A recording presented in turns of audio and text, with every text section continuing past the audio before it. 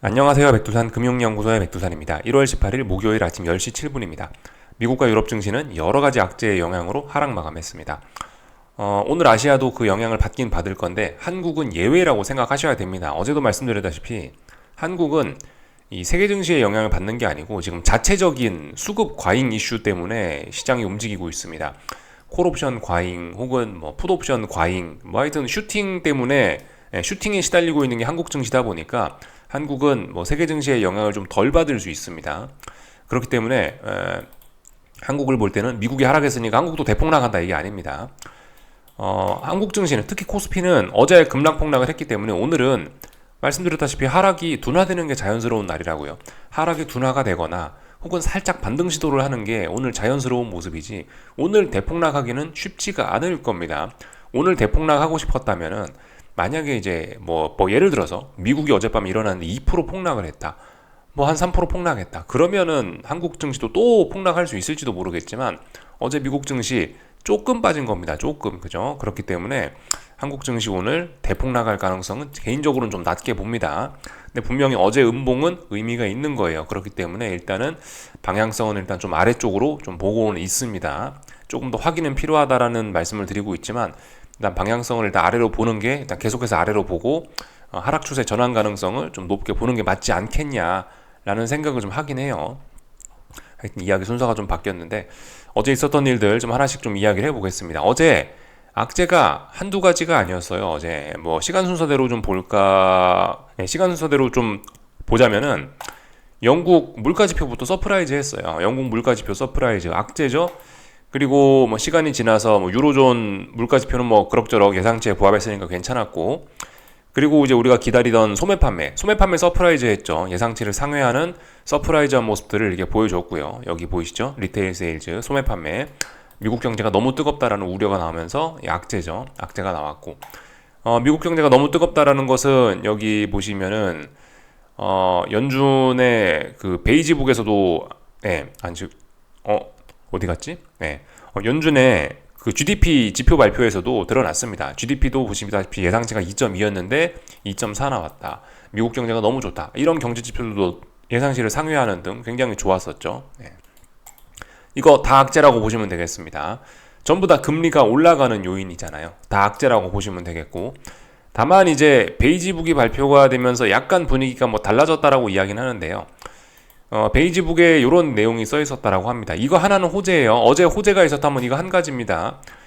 베이지북에서 어제 미국 고용이 슬슬 둔화되고 있다는 조짐이 보이고 있다라는 표현을 했다라고 합니다. 고용이 둔화된다라는 건 금리나 기대감을 앞당길 수 있는 그런 내용이죠. 호재로 받아들이시면 됩니다. 지금은요.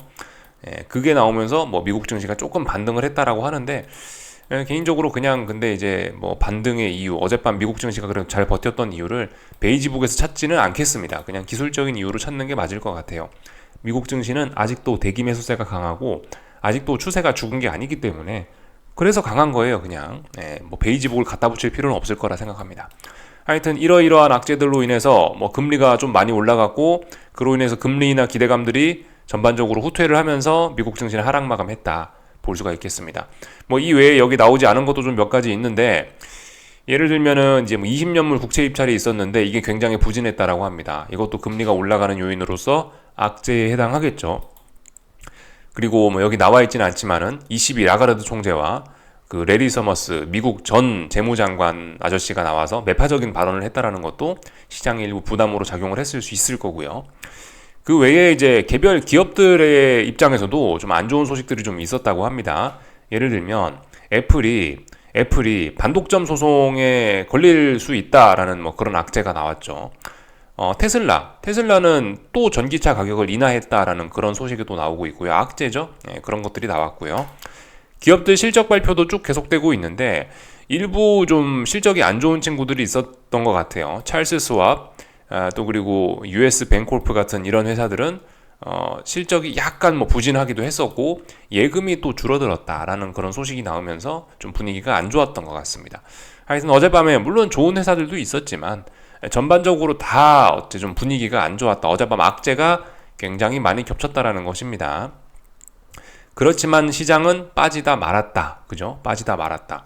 장 초반에 여러 가지 악재들 때문에 리테일 세일즈 때문에 강한 매도세가 등장해서 하락 출발했지만 그럼에도 불구하고 대기 매수세가 아직도 강했다라는 걸 우리가 확인을 할 수 있습니다. 대기 매수세 그런 걸로 인해서 이렇게 장중에 반등을 시도하면서 양봉으로 마감하기도 했다. 나스닥은요. 러셀 지수도 그렇고 그렇다라는 겁니다. 근데 이쯤에서 이제 여러분들이 좀 잘 생각을 해보셔야 되는 게, 야, 미국 증시가 왜 이리 강하지? 하락 전환 안 하는 거 아니야? 그게 아닙니다. 어젯밤 미국 증시가 강했던 거는 아직까지 미국 증시 박스권이잖아요. 그런 매수세가 올라올 만한 때이긴 하다고요. 사실 약간 의외이긴 했습니다. 뭐 저의 예상과 약간 빗나간 부분도 있어요. 이건 나스닥인데요. 나스닥이 어제 말씀드렸던 것처럼 이 3, 4거래일 동안 버텼던 박스권 하단을 붕괴시키면서 출발했어요. 강력한 매도세가 등장한 건데 이쯤 됐으면 이제 이 아래쪽에 한 16,450 정도까지는 지지력이 없거든요. 이 구간은요. 그렇기 때문에 폭락도 할 수 있는데 원웨이 하락에 계속해서 좀 하루 종일 좀 시원하게 빠질 거라고 좀 예상을 좀 해볼 수 있는 자리였는데요. 그럼에도 불구하고 장 초반에 조금 빠지다가 아래 꼬리를 달고 다시 올라왔죠. 그만큼 어쨌든 대기 매수세가 강하다라는 거고, 이거는 저의 예상에서 약간 벗어났던 부분이긴 합니다. 그렇지만 뭐예요? 그렇지만 어젯밤 하락 마감했다는 거죠. 오래간만에 음봉이 등장했고 하락 마감했다라는 거예요. 물론 이제 하락하면서 거래량이 줄어드는 모습을 보니까 아직까지 방향성을 많이 고민하고 있구나, 아직까지 시장이 강하구나라는 걸 알 수 있긴 합니다만은, 말씀드렸죠. 근데 이렇게 대기 매수세가 강하고 이렇게 추세가 강한 상황에서 하락 마감했다는 건 뭐예요? 일단은 어제는 매도세가 이겼다라는 겁니다. 어제는 명확하게 이렇게 매수세가 강한 상황에서도 어제는 매도세가 이긴 날이란 말이죠. 예. 뭐 어쨌든 여기 구간은 아직까지 박스권이에요. 사실 엄밀히 따지면요. 급락도 할 수 있었지만 아래 꼬리 달릴 정도로 강하긴 했는데, 어쨌든 근데 뭐 박스권이니까 그럴 수 있다는 거예요. 이게 하락 추세로 전환된 거냐? 아직 안 된 거예요. 하락 추세로 전환은 최소한 여긴 이 라인이 붕괴가 돼요. 여기가 붕괴가 돼야, 그래야 이제 하락 추세인 거지. 아직까지 하락 추세가 시작된 것도 아니고 이제서야 미국 증시는 워낙 강했었기 때문에 쌍고점을 만드냐 마냐를 고민하고 있는 상황인데, 사실 여기서 사실 뭐 대폭락이 안 나왔다고 그게 뭐 슬퍼할 일도 아니고 그게 뭐 놀라울 일도 사실 별로 아니긴 합니다. 제가 물론 조금 좀 기대감을 좀 여러분들께 좀 심어드렸는지 모르겠지만은, 이런 걸 보고 하방 보시는 분들이 실망할 필요는 없다라는 겁니다. 아직까지 강할 수밖에 없는 그런 때다. 중요한 자리 붕괴시켰는데도 약하게 빠진다면 그거는 고개를 갸우뚱해야 되는 게 맞지만, 아직 방향 전환도 안 된 지금 답답한 구간 안에 있으니까 여기서는 답답한 흐름 나와도 이게 그다지 이게 하방 보시는 분들 입장에서 실망할 건 아니다라는 겁니다. 분명히 어젯밤에 하락 마감한 거는 상징적인 의미가 있어요. 물론 어젯밤에도 양봉이겠지만 현물지수로 보면은, 그럼에도 불구하고 저건 분명히 의미가 있는 거고, 어제 하락했다라는 건 분명히 매도세가 더 강했다라는 의미입니다. 이렇게 기존 추세가 강했던 상황에서 매도세가 이긴 거예요. 그 강력한 매수세를 뚫고 싸웠는데 결국 어쨌든 이겼다라는 겁니다. 그게 좀 중요한 거다라는 겁니다. 그래서 뭐 실망할 것도 없고 뭐 그렇습니다. 그래서 어젯밤에도 아래 꼬리 달리는 걸 보고 실망을 해가지고 야, 이거 계속해서 상승이 이어지는 게 아니냐라고 생각할 필요도 없고, 어젯밤 하락이 둔화가 됐으니까 야, 이거 빠지더라도 미국 증시는 그래, 혹시나 하락 전환 하더라도 찔끔찔끔 빠지기만 할 거야 라는 생각도 잘못된 생각입니다. 지금 그런 이야기를 할 만한 근거가 없는 거예요. 이게 지지선이 완전히 다 붕괴가 돼서 하락으로 전환이 돼야 그 다음에 이제 급락을 하든 폭락을 하든 하는 거지. 여기서는 어쩔 수 없이 삐질삐질 특별한 악재가 없으면 삐질 움직이는 게 뭐 이게 사실 이런 게 지금 자연스러운 자리이긴 해요. 그래서 어젯밤 하락을 보면서 너무 많은 생각을 하실 필요가 없습니다. 단지 어젯밤 하락을 보면서 해야 되는 생각은, 야, 그래도 매도세가 이겼네. 쌍고점 가능성이 조금 높아졌다. 이 정도로 그냥 건조하게 보시면 되는 거지.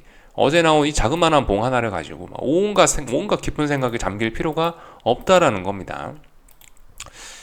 하여튼 제가 어젯밤에 뭐 김치국 먹지 말자 뭐 이런 이야기들을 좀 많이 하긴 했는데, 이쯤에서 좀 심리적인 이야기를 좀 더 이어나가자면은, 너무 다들 기대하시는 분들이 많더라고요. 어젯밤 한국 증시 폭락했다고, 코스피 폭락했다고, 뭐 엄청나게 뭐 무슨 일이 생길 것처럼 그렇게 다들 기대를 하시던데, 안 됩니다. 그렇게 하시면요. 예. 오늘 보세요. 예. 실망만 가득합니다. 실망만. 그렇게 기대해봐야 실망만 가득해요. 좀 기대감을 좀 내려놓으시고 좀 보실 필요가 있는 거고, 또 그리고 이 목표치와 관련된 부분을 좀 이야기 좀 해야 될 것 같은데, 목표치를 지금 아직 하락 전환으로 제대로 된 것도 아닌데 쌍고점도 아직 안 만들어졌는데 왜 여기서 뭐 하락이 됐다면 목표치가 어디까지 가고 그런 생각들을 하시냐 이겁니다. 목표치 생각하지 마시라는 거 좀 말씀을 좀 드리고 싶고, 그리고 애초에 그 목표치를 왜 설정을 해요? 목표치를 한 가지 이해가 되는 부분이 있다면, 목표치를 이제 하락의 목표치를 설정하고 이제 뭐 어떤 절대 수익을 추구하시는 분들 입장에서는 절대 수익 추구한다. 나는 주식 매매를 해서 한 달에 고정적인 수입 몇백만 원을 만들어내야 된다. 몇천만 원을 만들어내야 된다. 혹은 뭐 1년에 몇천만 원 절대적인 수익을 목표로 한다. 라고 한다면은 어떤 목표치를 정해놓고 시장이 어디까지 가든 간에 상관없이 딱 거기서 청산을 하는 그런 목표치를 정해놓고 하는 그런 매매가 좀 통할 수 있을지도 모릅니다. 그럴 수 있을 수도 있는데, 근데 제 생각에 이것도 별로라는 거. 아니, 절대적인 수익이 필요하시면은 픽스 인컴을 해야지. 픽스 인컴, 채권이나 뭐 아니면 뭐 배당을 받거나 뭐 어쨌든 뭐 뭔가 좀 절대적인 현금 흐름이 있는 뭐 그런 자산을 매매를 하셔야지. 주식은 현금 흐름도 별로 좋지 않고 엄청난 변동성에 불확실성이 높은 자산인데 이걸 갖고 왜 절대적인 수익을 만들어내려는 생각 자체를 하느냐는 거죠. 이건 그죠. 이거는 숟가락으로 땅 파는 거하고 비슷한 적절한 도구가 아니라는 겁니다. 적절한 도구를 사용해야지.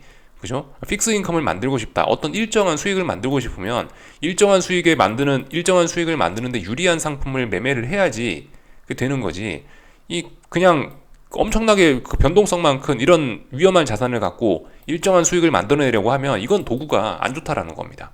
하여튼 이야기가 좀 옆으로 샜는데, 중요한 건 그래서 목표치를 애초에 좀 왜 설정을 하냐 이거예요. 물론 이 목표치가 어느 정도 어떤 중요한 뭐 지지나 저항 자리에서 만들어지기 때문에 약하게 목표치를 머릿속에 대략적으로 생각은 갖고 가는 건 좋습니다. 여긴 저항이 있기 때문에 여기까지 올라가면 여기선 버벅버벅 할 거야. 여긴 지지가 있기 때문에 여기는 좀 움직임이 둔화될 수 있어. 이 정도 생각을 하는 어떤 시장의 흐름을 읽는 차원에서 목표치를 약하게 갖고 가는 건 괜찮은데, 근데 뭐 여기만 오면 팔고 뭐 여기까지 오면 수익이 얼마고 그런 걸 계산하고 있다. 그러시면 잘못된 겁니다. 그건 명백하게 잘못된 거죠. 우리 얼마 전에 사례 봤잖아요. 23년 연말에 우리 사례 봤잖아요. 제가 한 뭐 11월쯤부터 해갖고 열심히 하자고 해가지고 그 11월쯤부터 우리는 그 추세의 엄청난 무서움을 잘 봤습니다. 정말 주식이 비이성적으로 하늘 높은 줄 모르고 올라가는 걸 봤잖아요. 금리가 5%에서 땅바닥 진짜 바닥이 어딘지 모르고 계속해서 떨어지는 걸 봤잖아요.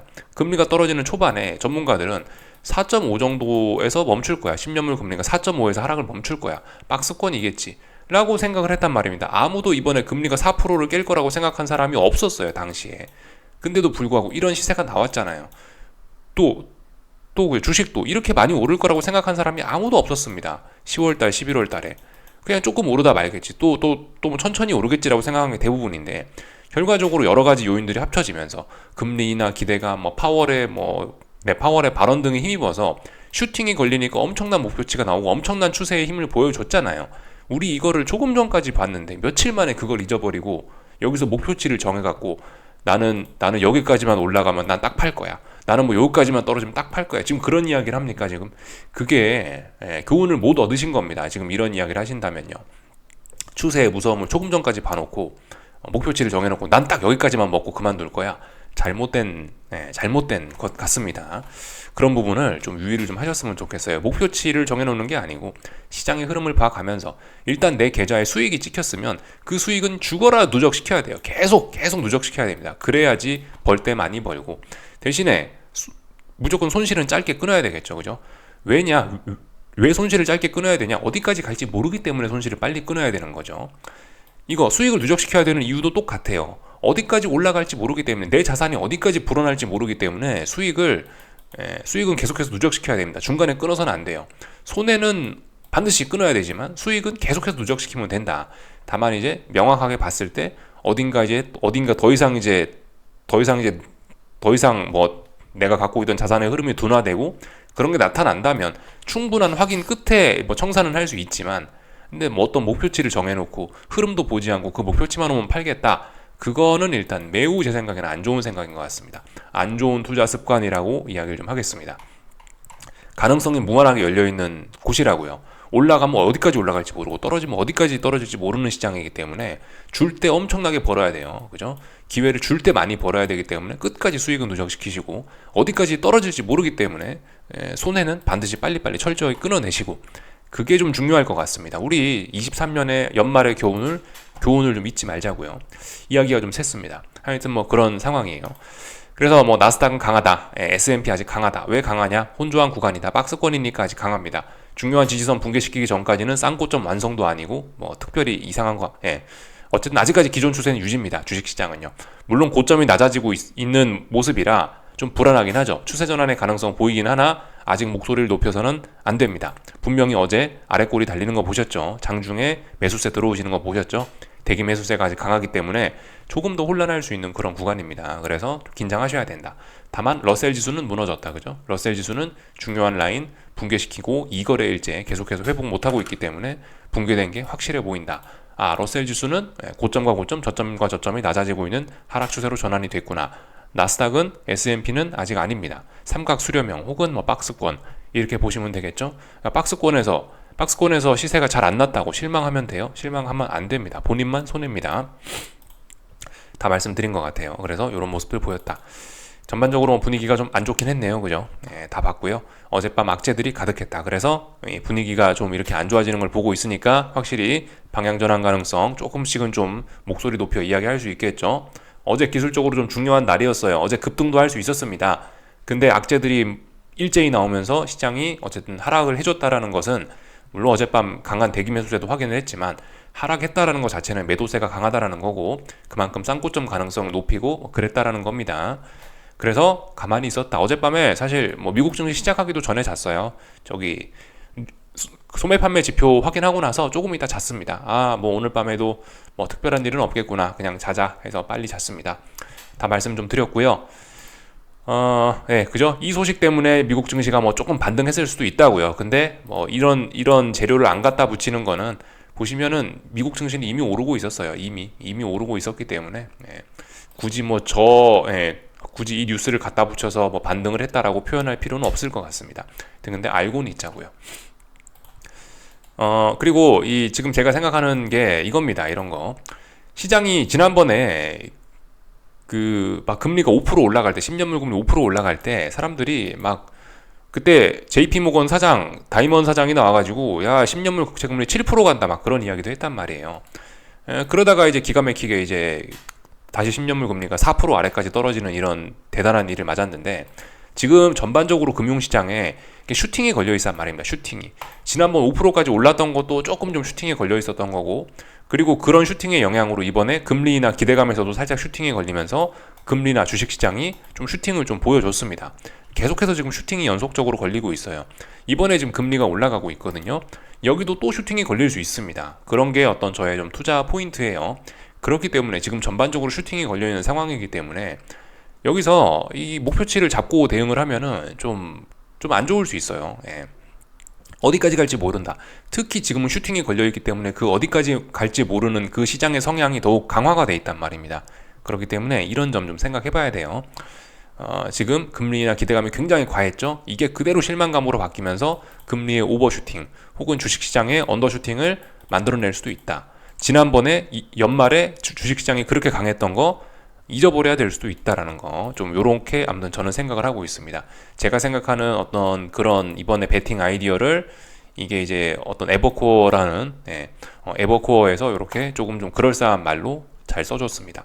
참고적으로 보시면 될 것 같고 국제유가는 요즘에 계속해서 좀 제한적이더라고요. 움직임이 왜 그런가 저도 뭐 좀 궁금해서 이런 기사를 보고 있는데 일단은 원유 공급이 완전 중단되는 징후가 보이지는 않는다라고 합니다. 우회 항로가 있으니까 국제유가의 상승이 제한된다라고 표현을 하고 있네요. 그 외에도 특히 중국이 경제성장 둔화 때문에 수요가 줄어들 것이라는 그런 점도 있다라고 합니다. 그리고 계속해서 산유국의 석유 공급이 탄탄하다는 점이 국제유가 상승의 제한적인 요인이라고 하네요. 참고적으로 알아두시면 좋을 것 같고 다만 이제 중요한 점은 하방경 직성은 어젯밤에도 확인을 했다라는 겁니다. 하방경 직성 어젯밤에도 안 빠지는 걸 확인했어요. 그래서 결과적으로 일단 국제유가는 저는 일단 위쪽으로 보고 있기는 합니다. 일단 위쪽으로 방향성을 좀 보고 있긴 해요.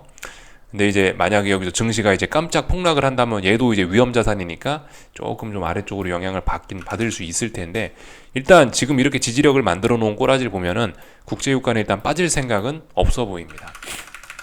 이 정도 말씀드리면 될 것 같아요. 결과적으로 어젯밤에 굉장히 불안했거든요. 장 초반에 국제유가 폭락하면서 야, 이거 지지력 붕괴되는구나 했는데 지켜야 될 자리는 또 딱 지켰어요. 그래서 양봉으로 상승 마감을 했다. 얘도 대기 매수세가 만만치 않은 모양입니다. 그래서 계속해서 혼조한 구간. 에너지는 굉장히 많이 모여 있어요. 지금 삼각 수렴형이죠. 예. 어느 쪽으로 터져 나올지 모르겠는데 터져 나오면은 굉장한 시세를 보일 수 있습니다. 혼조한 구간이니까, 그죠? 예. 다 말씀드린 것 같습니다. 어젯밤에는 이제 달러가 좀 크게 오르면서 달러를 제외한 나머지 원자재들이 좀 많이 떨어졌죠. 구리, 금 이런 것들 많이 떨어졌습니다. 개인적으로 그죠? 말씀드렸죠, 지난번에. 금 같은 경우는 지금 현재 그 어떤 중장기적인 저항을 지금 돌파한 척한 상황이기 때문에 일단 중장기적으로 상승 추세에 일단 시작에 들어섰다라고 보고 눌림시 매수 전략으로 접근하는 게 적당해 보인다라고 일단 뭐 말씀을 드렸습니다. 물론 이것도 어느 정도 손절을 잡고 보는 게 맞긴 맞을 텐데, 어쨌든 아직까지 이게 이제 월봉인데요. 아직까지 뭐 눌림시 매수가 유효한 뭐 그런 구간 안에 있다라고 보여집니다. 그래서 하여튼 금 생각 있으신 분들은 조금씩 모아 나가시는 것도 가능할 것 같습니다. 근데 이제 방금 전에 제가 봤던 게 월봉이죠, 그죠? 그러니까 이거 뭐 하루 이틀 만에 매집한다가 아니고 뭐 한 달, 두 달, 세 달 이렇게 몇 달 단위로 봐서 길게 천천히 매집하는 거 정도는 그렇게 생각하시는 게 맞지 않을까 싶어요. 조금 좀 느긋하게 보고 매집을 하는 게 중요하지 않을까. 지금 당장 금값이 보시면은 막 그렇게 상승 압력을 받고 있지는 않죠. 위쪽에 저항이 좀 있기 때문에 금값 움직임이 좀 둔화가 돼가지고 조금 좀 느긋한 전략이 좀 필요하지 않을까 싶습니다. 어쨌든 금의 방향성은 근데 중장기적으로 위쪽으로 보면 되지 않을까라는 생각 좀 한번 해봤습니다. 하여튼 뭐 다 봤고요. 어제 밤에는 이제 금리들의 움직임을 조금 좀 봐야 되겠는데, 어젯밤엔 이제 좀 본격적으로 버티던 그 금리 인하 기대감이 좀 대놓고 내려오더라고요. 금리 인하 기대감이 대놓고 하락을 하면서 2년물 금리가 굉장히 크게 올랐습니다. 분명히 어떤 시장의 움직임이 좀 변하긴 변한 거죠. 지금까지는 그래도 금리 인하 기대감 이러면서 그 와중에도 금리가 조금씩 오르긴 했는데, 오르면 장기물 금리가 많이 올랐는데 어젯밤에는 이제 뭔가 좀 명백한 변화가 나타나긴 했다라는 겁니다. 어젯밤에는 단기물 금리가 금리 인하 기대감의 급속한 후퇴를 주로 반영을 하면서 단기 금리가 급속하게 올라가면서 전반적인 금리는 다 올랐지만 단기물 금리가 급속하게 올라가면서 장단기 금리 차는 다시 역전이 심화가 됐다. 이렇게 볼 수가 있겠습니다. 그래서 지금 보시면은 2년물 국채금리 움직임이 조금 중요한 자리인데요. 지난 2거래일 동안 급락했던 거 다시 지난 2거래일 동안 되돌렸습니다. 지난번 금리가 떨어졌던 거는 언더슈팅이구나 라는 것은 확인. 하지만 중요한 라인은 돌파한 척하지 못했습니다. 여기를 돌파한 척 하면은 본격적인 2년물 국채금리의 상승 추세로 전환 시작이라고 보시면 되는데, 아직 이 자리는 무거운 저항이라 넘어가진 못했습니다. 근데 분명히 어쨌든 이 자리를 한 번에 넘어가진 못할 거고, 넘어가더라도 이렇게 보시다시피 좀 저항을 소화하는 이런 과정이 좀 필요하지 않을까 싶어요. 이 자리 넘어가면 금리는 본격적으로 오르게 될 겁니다. 2년물 국채 금리를 좀 잘 보자고요. 드디어 처음으로 움직이기 시작했다. 그래서 장단기 금리 차를 한 번만 좀 확인을 하고 가자면요. 이쯤에서 10년물, 2년물 지금 중요한 저항에 걸렸어요. 어젯밤에 중요한 저항 어디죠? 여기 전고점 자리, 10년물, 2년물 장단기 금리차 전고점 자리에 탁 걸렸습니다. 그래서 지금 여기서 일단 하루 밀렸고요. 하여튼 금리 인하 기대감이 강력하게 나오면서 단기물 금리가 올라가면서 역전이 좀 심화가 됐죠. 하지만 일단 이 위로 올라가는 이런 추세, 이런 거는 일단은 뭐 유효해 보입니다. 이번에 장단기 금리차가 여기 0을 향해서 힘차게 달려나갈 수 있을 것이라 일단 개인적으로 그렇게 추측을 좀 해봅니다. 하여튼 어제 금리에서 약간의 어떤 변화가 좀 나타나긴 한 겁니다. 본격적으로 2년물이 좀 올라가기 시작했다라는 거 주목할 필요가 있다. 근데 마침 그 자리가 장단기 금리차 저항에 걸리는 그런 자리이기도 하다. 다 봤고요. 10년물 국채 금리는 어젯밤 상승 추세로 전환됐죠. 이제 고점과 고점, 저점과 저점이 높아졌죠. 저점과 저점, 고점과 고점이 높아졌으니까 하락 추세를 끝냈습니다. 하락 추세를 끝냈고요. 이제는 상승 추세가 진행이 될 거다. 보시면 되겠습니다. 뭐 30년물 같은 경우는 조금 좀 약하긴 약한데, 어제는 단기물 금리 위주로 좀 많이 올랐기 때문에 좀 약하긴 약한데, 어쨌든 30년물은 지난번에 이미 상승 추세로 전환을 해놨다. 그래서 전반적으로 금리가 이제 다 상승 추세로 전환이 됐습니다. 그래서 이제 기존 추세는 확실히 이제 깨져 있는 거죠. 기존 추세는 보시다시피 그 주식이 올라가고 금리가 떨어지고 달러가 떨어지는데, 금리와 달러 둘 다 기존 추세를 뒤집었으니 상승 추세 전환했으니 기존 추세는 일단 깨졌다라고 표현을 할 텐데, 아직 주식은 버티고 있습니다. 주식은 아직까지, 특히 미국 증시 대장이 죽어야 되는데 대장이 박스권이다. 대장이 죽어야 죽는데 아직 대장은 살아 있습니다. 그러니까 지금 굉장히 혼조한 구간입니다. 그래서 다 말씀을 드린 것 같아요. 달러 인덱스 잠깐 보자면은 어젯밤에도 뭐 조금 올랐죠. 하여튼 얘도 달러 상승 추세다. 다만 이제 위쪽에 뭐 저항들이 있고 지난번 급등에 뭐 조금 지쳤는지 상승이 둔화가 되고 있긴 하네요. 요까지 보면은 될 것 같고요. 변동성 지수들은 뭐 보시다시피 어젯밤에 박스권을 돌파한 척 했죠. 좀 의미가 있습니다. 물론 장 초반에 너무 많이 올랐다가 다시 이제 떨어지긴 했는데요. 하여튼 빅스가 박스권을 돌파한 척 했다. 얘도 상승 추세로 전환된 거네요. 그죠? 세상이 앞으로 조금 좀 혼란스러워질 수 있겠습니다. 다만 빅스도 상승 추세 전환의 초창기이기 때문에 조금 뭐 상승 속도가 좀 느릴 수는 있겠죠. 어쨌든 위로 올라가는 방향성은 확인했다. 어젯밤 하락은 그러니까 조금 의미가 있었던 거예요. 다만 이제 여러분들이 실망을 하셨다면 그건 여러분들이 이제 기대가 크셨기 때문에 실망을 하셨을 가능성이 높았을 것 같습니다. 다 봤죠? 하여튼 어젯밤에 아랫골이 길게 달았지만 강력한 매도세가 나온 건 맞긴 맞다. 매도세가 이기긴 이겼다라는 겁니다. S&P 봐도 그렇죠. 특히 S&P는 더 약하죠. 러셀 지수는 더욱 더 약하고요. 시장의 분위기가 명백히 바뀌어가고는 있는데 이제 결정적으로 이제 한 방에 아직 결정적으로 뭐 붕괴시켜야 되는 그런 자리들을 붕괴시키진 않았다라는 겁니다. 아직 힘은 조금은 있습니다. 그러니까 뭐다 조금 차분해져야 되겠죠, 그죠? 한국 증시는 어제 이제 코스피가 폭락했던 그것 때문에 이제 오늘은 이 자연 반등 시도 중입니다. 이 정도 올라오는 건 그냥 매수세가 있어 올라오는 게 아니고요. 그냥 자연 반등. 의미 있는 매수세라고 하려면 최소한 장대 음봉의 절반 정도를 돌파한 척 하거나 어제 장대 음봉을 감싸주면 모르겠는데, 이거는 그냥 아무 의미 없는 그냥 자연 반등. 이거는 하락이 둔화되고 있다라고 표현하는 게 그냥 적당할 것 같습니다. 그래서 뭐 특별히 드릴 이야기 없습니다. 이게 이 양봉이 장 막판까지 유지된다는 보장도 없고, 그러니까 뭐 특별히 할 거 없는 뭐 그런 구간인 거예요. 이제 다만 이제 그 하방 투자하시는 분들은 이제 일부 비중 축소는 하는 게 정석적인 구간이다. 근데 저는 정석대로 안 합니다. 저는 뭐 아시다시피 조금 좀 극단적인 성향을 갖고 있기 때문에 저는 뭐 일단 가만히 있습니다. 저는 끝을 볼 생각이라 가만히 있고, 그냥 단기 매매하시는 분들 입장에서는 정석적인 관점은 하방 비중 축소 일부 하는 게 맞다라는 겁니다. 뭐 그 정도 말씀드리면 될 것 같고요. 코스닥은 아직 강하죠, 그죠? 코스닥은 어제 하락 많이 되돌리고 있네요. 저 정도 되면은 그래도 조금 좀 의미 있게 되돌리는 겁니다. 저 정도가 되면요. 그러니까 만약에 이제 장 막판까지 이제 이런 봉이 유지가 된다. 그러면 조금 좀 의미 있는 매수세가 등장했으니까 뭐 반등에 베팅을 하거나 뭐 그런 거 해볼 수도 있겠죠, 그죠? 물론 지금 그게 별로 좋아 보이지는 않습니다만, 상방 베팅하는 게 지금은 반등시 매도 전략이 좀 맞지 않겠나 싶긴 해요. 어젯밤 여러 가지 지표들 확인하면서 금리와 달러가 본격적으로 올라가기 시작했기 때문에 더 이상은 이제 주식시장이 우호적이진 않다라고 이제 어제보단 좀 제가 강하게 이야기할 수 있는 상황이 됐기 때문에, 그죠? 이제 증시도 반등시 매도 전략을 조금씩 해보는 게 맞지 않겠냐, 조금 더 강하게 이야기할 수 있는 단계까지는 온 것 같습니다. 뭐 이 정도 말씀드리면 된 것 같아요. 뭐 환율은 어제 많이 올랐으니까 뭐 오늘은 조정. 중요한 저항입니다. 1345원 정도 되는 자리가 저항이니까 저항에 걸려서 음봉 나오고 있고, 하여튼 뭐 특별히 뭐 어젯밤 일단 뭐 제가 우려했던 뭐 그런 건 없었던 것 같고, 하여튼 뭐 제가 생각했던 일단 방향대로는 그럭저럭 잘 가고 있는 것 같습니다. 조금 어제 뜬금없이 코스피가 폭락하는 바람에 약간 당황하긴 했지만 뭐 일단 대세에는 아직까지는 뭐 큰 지장은 없어 보이는 뭐 그런 상황이에요. 여기까지 하겠습니다. 궁금한 거 리플 남겨주시고요. 오늘 저녁에 뵙도록 하겠습니다.